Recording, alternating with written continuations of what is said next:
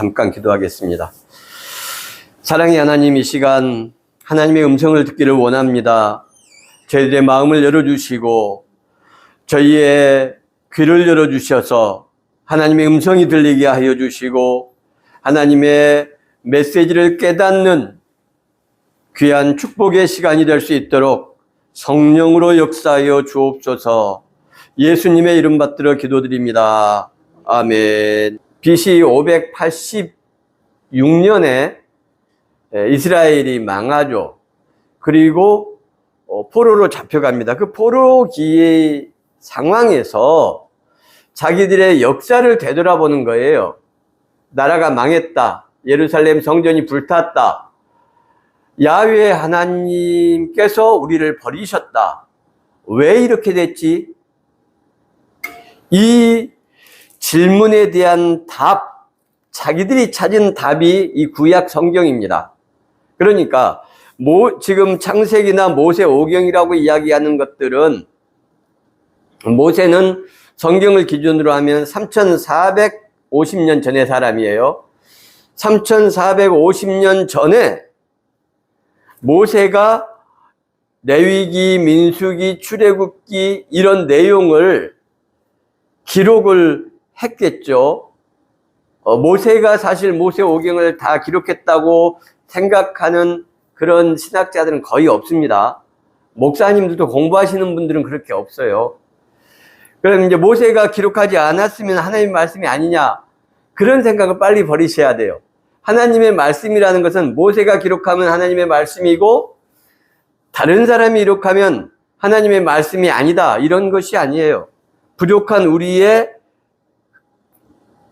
이 필체 또는 문화, 지적인 능력을 담아서 하나님의 뜻을 생각하며 글을 썼는데, 그 글이 하나님의 말씀 그리고 성경이 되는 것은 성령께서, 하나님께서 그 부족한 인간의 흔적을, 글을 하나님의 말씀으로 인정해 주시는 거예요. 그래서 어떻게 인정해 주십니까? 그 성경을 보고 많은 사람들이 삶의 희망을 갖게 되고 좌절했던 사람들이 용기를 얻게 되는 것, 이걸 자증성이라고 해요. 성경이 스스로 하나님의 말씀임을 증명해낸다. 또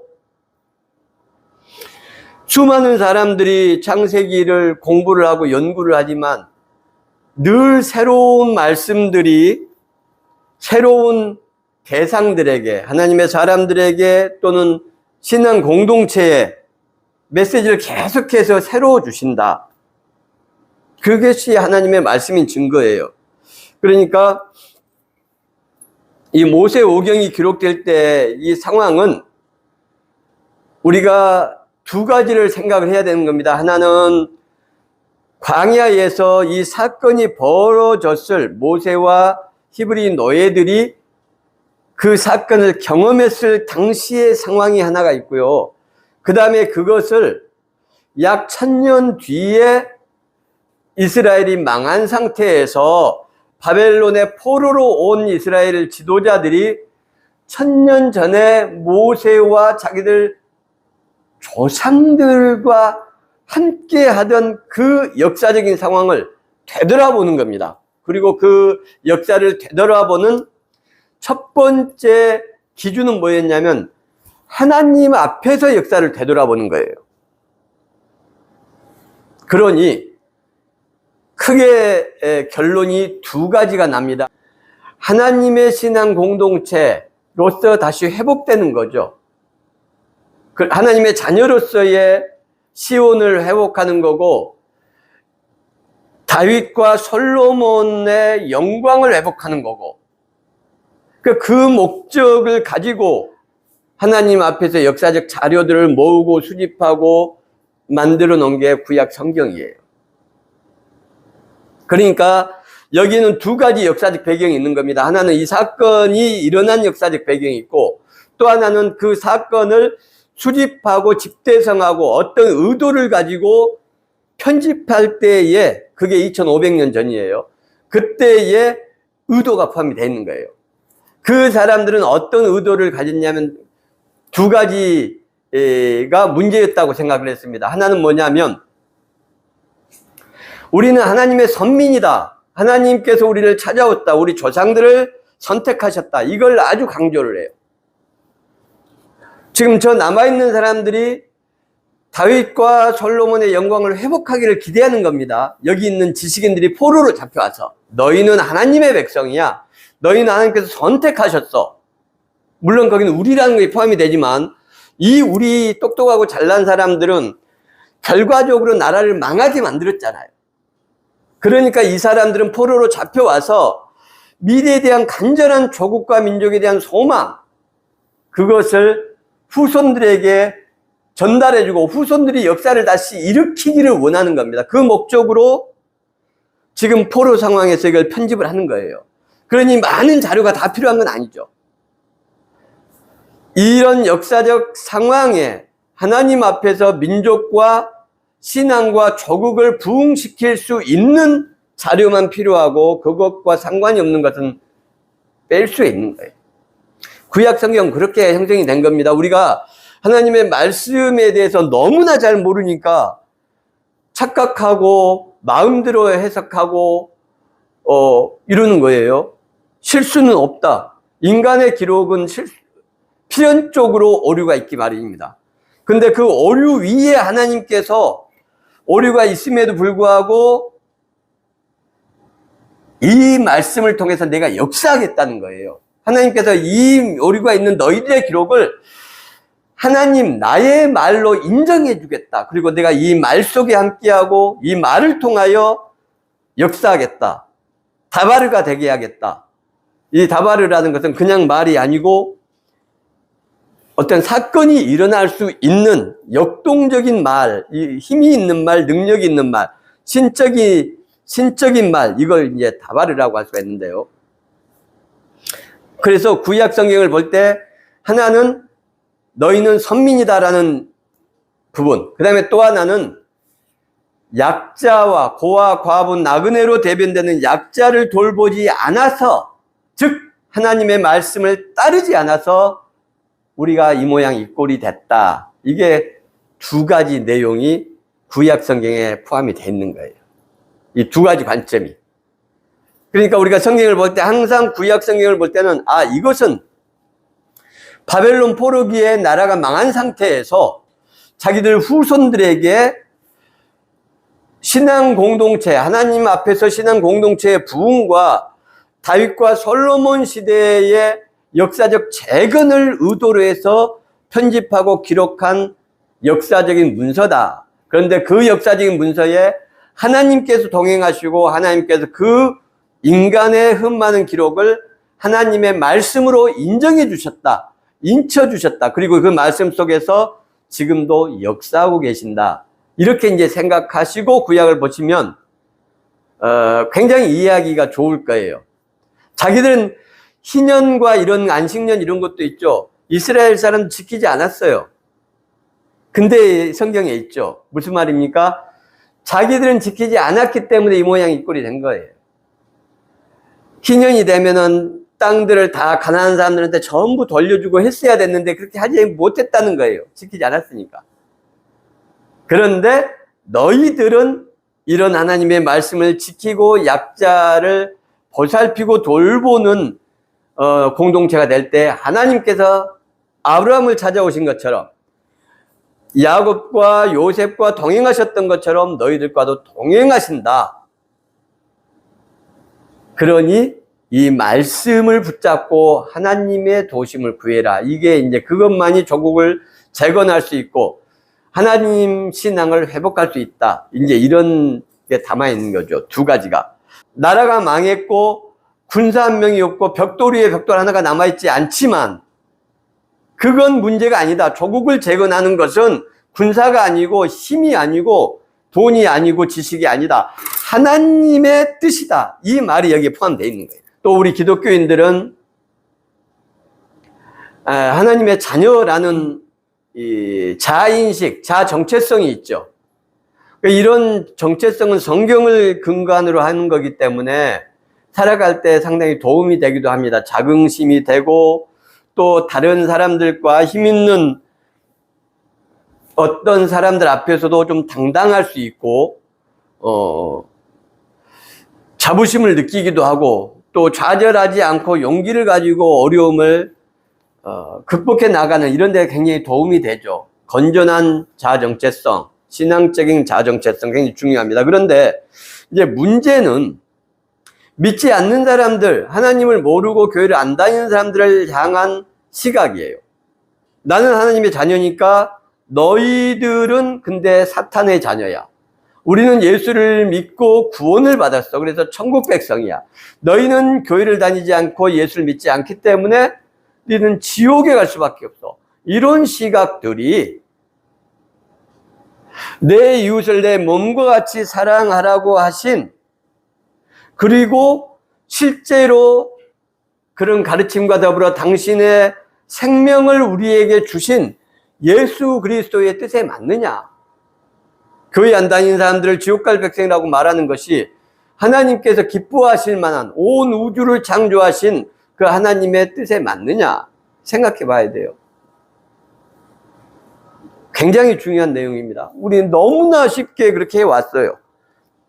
지금도 수많은 선교단체들, 수많은 목회자들이 무슨 땅 밟기니 뭐니 이런 거 해가지고 뭐 다른 신앙을 가진 사람들 탑돌이 하고 뭐 땅 밟기 하면서 빙빙 돌고, 탁발하는 그 스님들 머리에 손 얹고 지하철 같은 데서 그 유명한 사진이죠. 안수기도 하고. 하나님께서 기뻐하실 만한 일인가? 우리 기독교 신앙과 믿음이라는 것이 이처럼 천박해지고 이처럼 질 낮은 수준으로 된 건 이게 누구 탓일까? 언제나 이 야만적인 신앙의 수준을 넘어설 수 있을까? 벗어날 수 있을까? 정말 걱정입니다. 성경에는 어떻게 되어 있습니까? 하나님은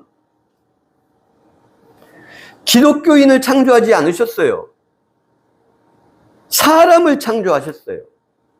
하나님은 온 우주를 창조하셨어요. 그러니 하나님의 입장에서는 온 우주가 피조물이고 하나님의 자녀이신 겁니다. 사람뿐만 아니라. 물론 사람과 비교할 수는 없죠. 동물이나 자연 만물을.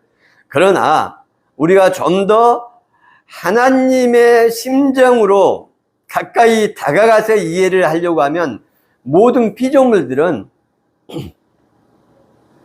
사실 우리 인간하고 형제지간이고 다 동기들이에요. 비슷비슷해요.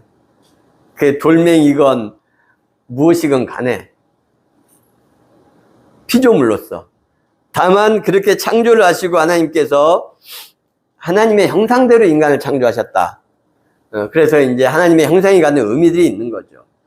하나님의 형상에 대한 의미를 저는 4가지로 생각을 합니다. 하나는 창세기 1장 1절에 나와 있는 거죠. 태초에 하나님이 천지를 창조하시니라. 창조적 존재로서 인간을 하나님께서 하나님의 형상화 시켰다. 그래서 우리 인간들은 끊임없이 새로운 것을 탐구하고 추구하고 창조할 수 있습니다. 물론 그 근본적인 에너지는 어디에서 나오냐면 욕망에서 나와요. 욕망, 디자이어. 뭔가를 하려고 하는 의지와 의욕은 욕망에서 나옵니다. 그러니까 문화가 발전하고 학문이 발전하고 새로운 무언가 생기고, 이것은 전부 욕망에서. 아름다운 많은 일들이 욕망에서 나와요. 저 사람과 내가 함께 손을 잡고 뭔가 일을 해보고 싶어. 그래서 큰 기업이 일어나기도 하고 아주 아름다운 신앙 공동체가 생기기도 하고, 또 어떤 아이가 있는데 어떤 선생님이 보기에 저 아이는 너무나 어려운 환경과 어떤 열악한 교육적인 무엇 때문에 지금 비록 저런 상태에 있지만 저 아이를 내가 정말 이 사회의 멋진 성인으로 돕고 싶다. 노력하고 싶다. 저 아이의 인생을 내가 그냥 포기하지 않겠다. 이런 선생님의 생각은 이 욕망이에요. 어떤 사람에 대해서, 어떤 학생에 대해서 애정을 가지고 그 학생이 그 어두운 삶에서 벗어나게 하기 위한 어떤 욕망이 생기는 거죠. 두 번째, 하나님의 형상으로서 인간은 이제 여기 26절에 나와 있죠. 말미에 보면 모든 것을 다스리게 하자. 다스리는 존재죠. 이 다스리게 하자, 라다라는 말은 다스리다, 통치하다, 정복하다, 이런 뜻이 있습니다. 그런데 지금 우리가 보는 것처럼 하나님의 형상으로서의 다스림이에요. 우리 기독교는 이 다스림을 예전에는 정복하다로 번역하기도 했습니다. 그래서 이 다스리다, 이 히브리어로는 라다라는 단어를 잘못 마음대로 이해했습니다. 그래서 기독교 2000년사가 거의 약자와 약소국을 수탈하고 착취하고 죽이고 짓밟고 이런 역사예요. 세계사 보면은 온갖 전쟁들이 십자가의 군기 아래서 일어났습니다. 굉장히 서글픈 일이죠.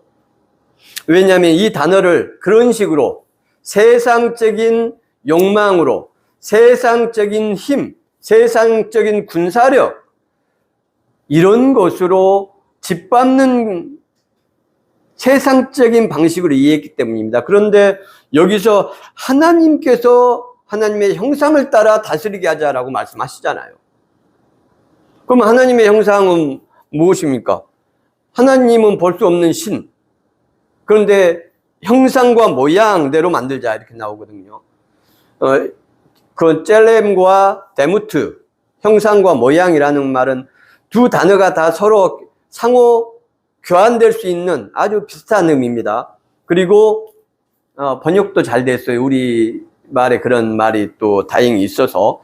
그래서 이제 형상과 모양이라는 것은 외모를 지칭하는 단어예요. 원래 젤렘과 데무트는. 그런데 하나님은 외모가 없지 않습니까? 그러면 하나님의 성품과 하나님의 품성과 하나님의 인격, 이거 어디서 찾을 수 있느냐? 성경에서 찾을 수 있죠. 그러나 성경에서는 너무 많은 하나님의 인격과 다양성이 드러나고요. 그 다음에 이 성경 구약의 문제는 뭐가 있냐면 하나님의 직접적인 성품의 계시가 아니고 우리 인간이 각 상황에 처한 사람들이 하나님을 이해했던 그 인격이라는 거예요.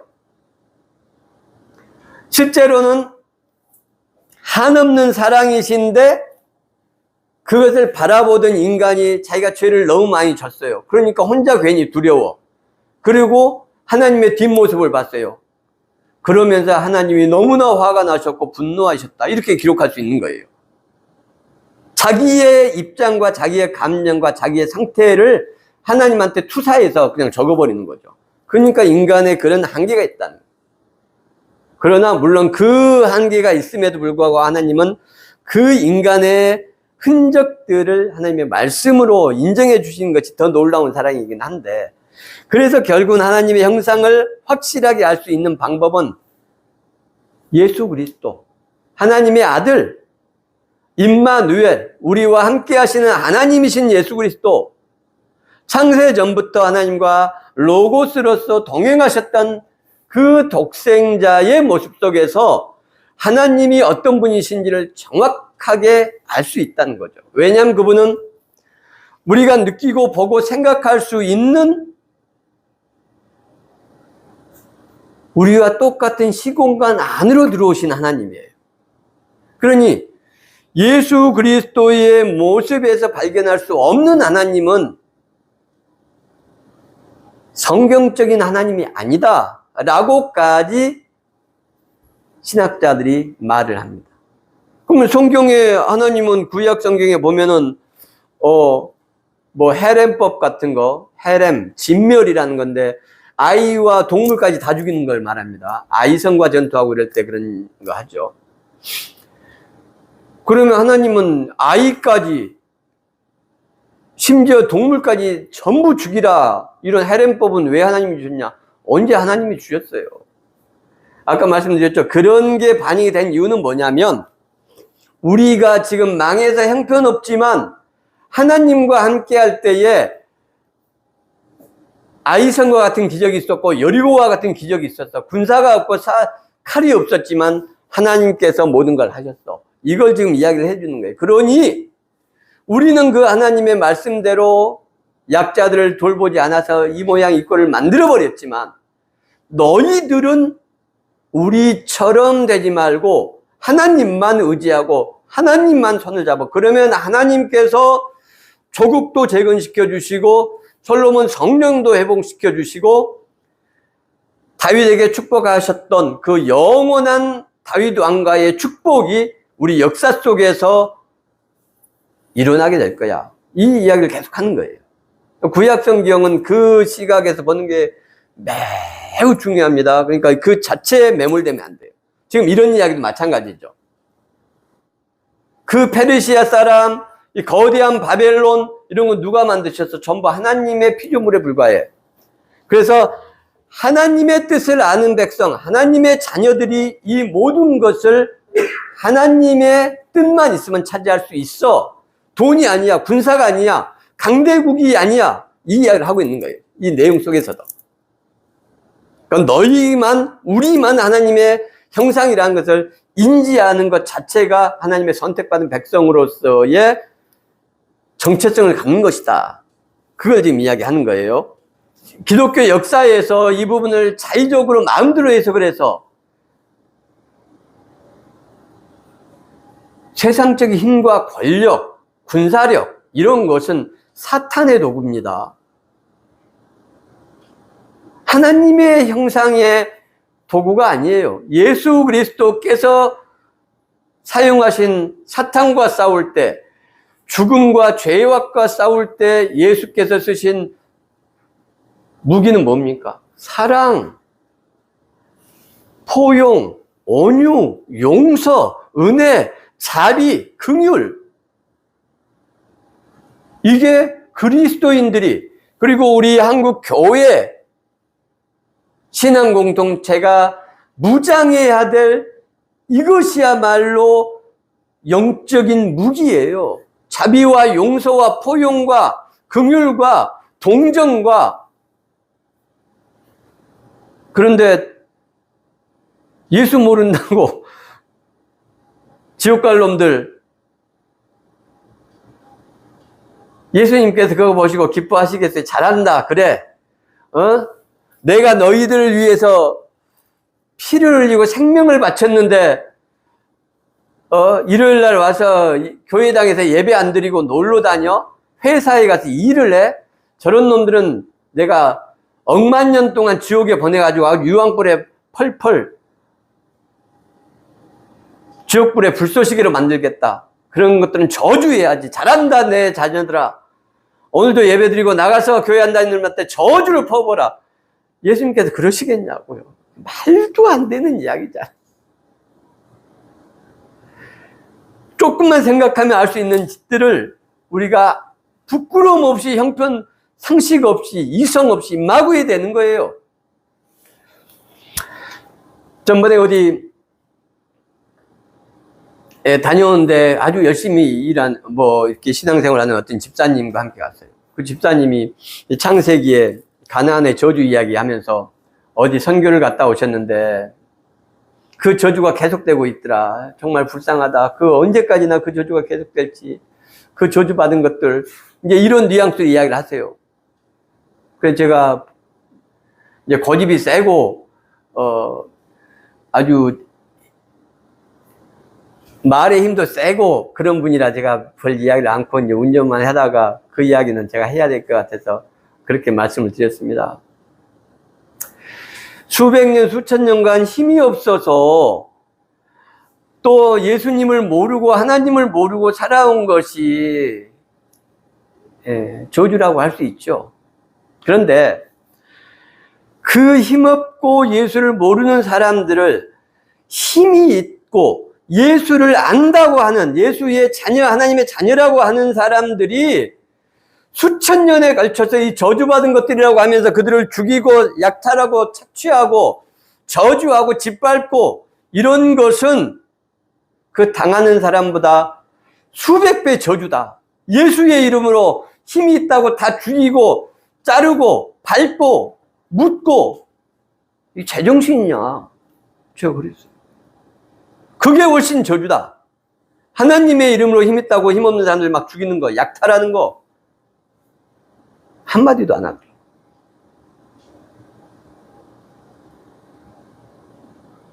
자기가 잘못된 걸 느꼈기 때문에 한마디도 못 하겠죠. 그 야무진 분이. 우리가 우리 자신의 신앙을 이렇게 말씀과 성경 안에서 반성해 가고 고쳐가려고 하고 생각들을 자꾸 성찰하고 다스릴 때 세상 사람들이 바라보는 기독교에 대한 기대들, 야, 교회 다니는 사람들은 정말 다르다. 예전 기독교인들은 이랬는데 지금 신앙인들은 정말 본받을 점이 많아. 뭐 예수님이 하나님이 계신지 안 계신지는 모르겠지만 교회에 다니는 사람들 보면은 정말 인격적이고 윤리적이고 고개가 절로 숙여져. 이런 이야기를 들어야 돼요. 교회 다니는 것들은 상식이 없어. 말이 안 통해. 이런 이야기를 듣는다는 것은 하나님께 영광을 끼치는 게 아니고 하나님의 영광을 가리는 일이거든요. 다스린다는 것은 하나님의 형상으로 다스려야 된다는 것을 우리가 잘 기억해야 됩니다. 용서와 나눠줌, 세상적인 힘, 가치 이런 것은 사탄의 속성이고 사탄의 도구고 사단의 품성이에요. 마귀가 좋아하는 짓들이죠. 돈과 권력들을 사용하는 것은 전부, 군사력을 사용한 건 전부 마귀의 짓입니다. 예수님은 하나님의 아들이셨지만 그런 거 사용하지 않으셨어요. 예수님께서 겟세마네에서 잡혀가실 때에 그렇게 말씀하시지 않습니까? 내가 하늘의 천사들을 불러서 저들을 징계하고 위기를 모면할 수 없는 줄 아느냐? 그렇게 하면 어떻게 성경이 이루어지겠냐? 이렇게 말씀하신단 말이에요. 오직 하나님의 말씀 앞에 무릎 꿇고 순종하신 그 예수 그리스도의 삶이 하나님의 형상의 완성이고, 우리 인류는 앞으로도 영원토록 예수 그리스도보다 더 하나님의 형상을 완전하게 살아내는, 하나님의 형상을 완전하게 구현하는, 하나님의 형상을 완전하게 회복하는 사람은 없을 거예요. 예수 그리스도 이상은 없습니다. 아담과 하와가 욕망 때문에 하나님처럼 되려고 했고, 그 좋은 욕망을 하나님께서 나에게 기대하시는 것보다, 저 선악과를 먹지 말라고 하셨는데 그 기대보다 더 내가 선한 욕망을 가지고 우리 하나님을 놀래켜드리자, 하나님이 깜짝 놀래서 박수를 치게, 미소를 짓게 만들자, 이런 욕망으로 갈 수 있었어요. 좋은 선한. 근데 방향이 틀어졌죠. 뱀과 친했기 때문에. 그래서 뱀의 말을 듣고 하나님처럼 되겠다. 그리고 하나님의 형상을 상실하게 돼버린 겁니다. 하나님의 형상의 핵심이 예수 그리스도 속에 나오는 것이고, 예수 그리스도에게서 볼 수 있는 하나님의 형상을 성경과 맞추어서 두 단어로 말한다면 공의와 사랑.